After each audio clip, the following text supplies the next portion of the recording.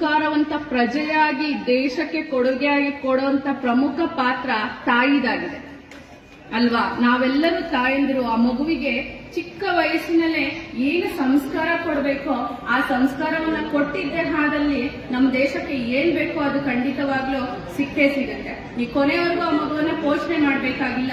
Base ಅಡಿಪಾಯ ಅನ್ನೋದು ಚೆನ್ನಾಗಿ ಹಾಕೊಟ್ಟಿದೀವಿ ಅಂತಂದ್ರೆ ಕಟ್ಟಡ ಸಾವಿರಾರು ವರ್ಷ ತುಂಬಾ ಚೆನ್ನಾಗಿದೆ. ಮಹಿಳೆಯರಿಗೆ ಎಷ್ಟು ಸ್ಥಾನಮಾನ, ಪುರುಷರಿಗೆ ಎಷ್ಟು ಸ್ಥಾನಮಾನ ಇದೆಯೋ ಅಷ್ಟೇ ಸ್ಥಾನಮಾನ ಮಹಿಳೆಗೂ ಕೂಡ ಇದೆ.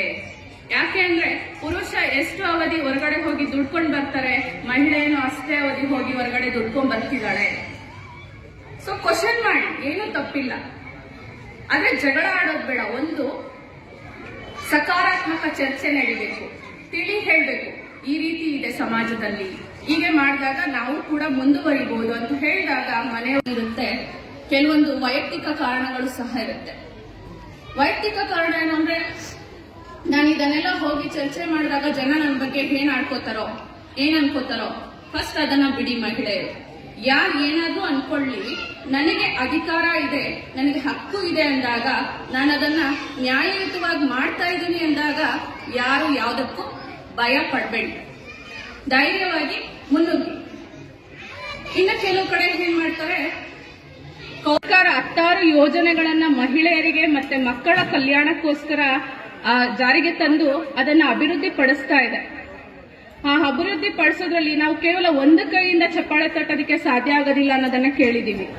ನಮ್ಮೆಲ್ಲರ ಸಹಕಾರ ಇದ್ದಾಗ ಮಾತ್ರ ಆ ಎಲ್ಲ ಯೋಜನೆಗಳು ಒಂದು ಫಲದಾಯಕವಾಗುತ್ತೆ ಅಂದ್ರೆ ತಪ್ಪಾಗೋದಿಲ್ಲ. ಅದಕ್ಕೆ ಏನೊಂದು ಸರ್ಕಾರ ಯೋಜನೆಗಳು ಜಾರಿಗೆ ತರುತ್ತೆ, ಆ ಯೋಜನೆಗಳಿಂದ ಏನು ಅನುಕೂಲ ಇದೆ ಅದನ್ನ ಸರ್ವಾಂಗೀಣ ಅಭಿವೃದ್ಧಿ ಅಂದ್ರೆ ಎಲ್ಲಾ ಕ್ಷೇತ್ರಗಳಲ್ಲೂ ಅಭಿವೃದ್ಧಿಯನ್ನ ಸಾಧಿಸಬೇಕು.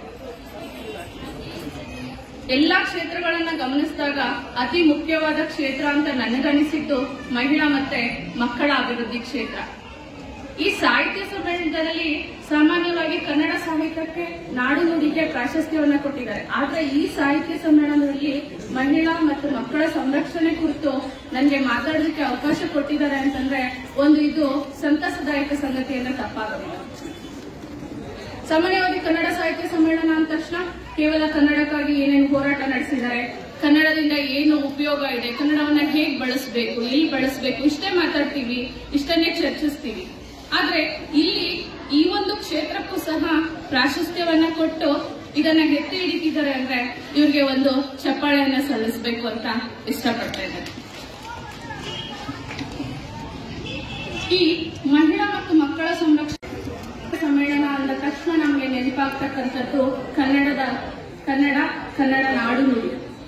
ಅಂದ್ರೆ ಕನ್ನಡ ನಾಡು ನುಡಿಗೆ ತಕ್ಕಂತೆ ಅದಕ್ಕೆ ಸಂಬಂಧಿಸಿದಂತೆ ಪ್ರಾಶಸ್ತ್ಯವನ್ನ ಕೊಟ್ಟು ಅದರ ಬಗ್ಗೆ ಭಾಷಣ ಮಾಡ್ತಕ್ಕಂಥದ್ದು ನಾವು ಎಲ್ಲ ಕಡೆ ಕೇಳಿದ್ದೇವೆ, ನೋಡಿದ್ದೇವೆ.